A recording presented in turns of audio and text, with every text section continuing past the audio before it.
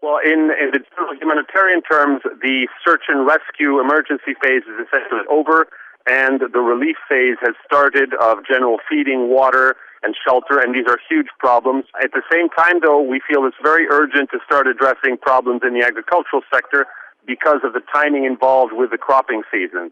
We cannot afford to put these issues off because the main planting season is March, and 60% of Haiti's annual agricultural production depends on that planting season.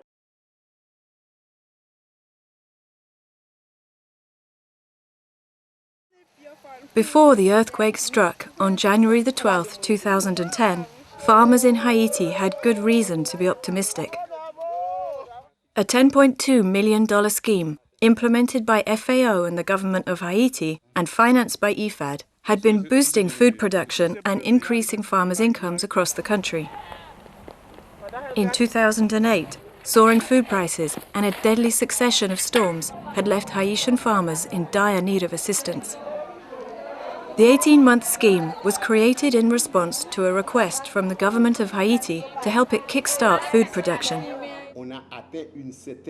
Production levels were reasonable, and so were food prices in the affected areas. The smallholders saw that when the project started, prices finally started going down. So that is why we consider the project to have been a success. With more than half the population living in rural areas and 85% of people working the land, agriculture has always been the country's biggest employer. But a shortage of quality seeds and inputs, combined with massive depletion of natural resources and land degradation, brought low yields. We plant maize, peas, but we get nothing. Even though we did the work, we dug the land and sowed the seeds, nothing came of it. We don't have good seeds, so nothing grows.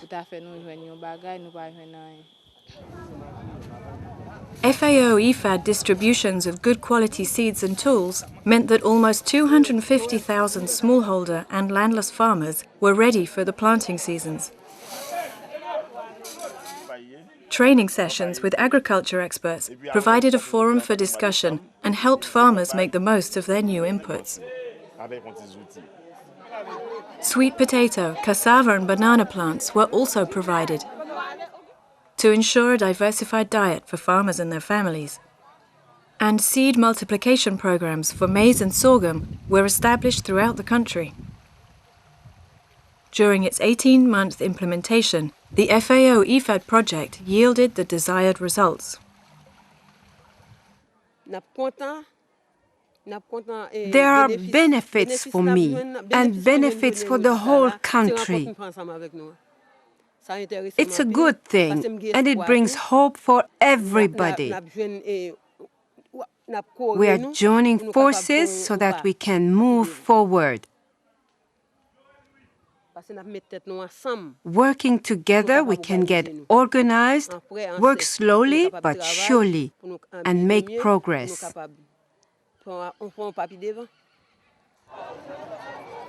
The Haitian government estimates that agricultural production rose by 25% in just 1 year, and the number of food-insecure people fell from 2.4 million in April 2008 to 1.9 million in June 2009.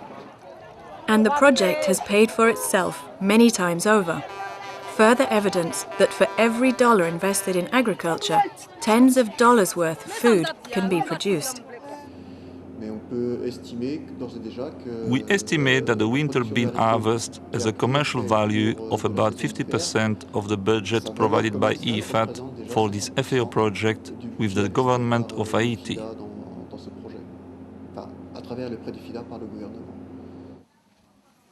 But now support for the project is needed more than ever. An exodus of vulnerable people from the capital to rural areas is putting more pressure on family food baskets, and a food crisis is looming.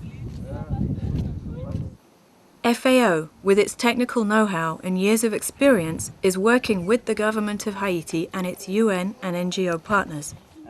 The priority is to coordinate the rehabilitation and redevelopment of the agricultural sector in order to sow the seeds of Haiti's renaissance.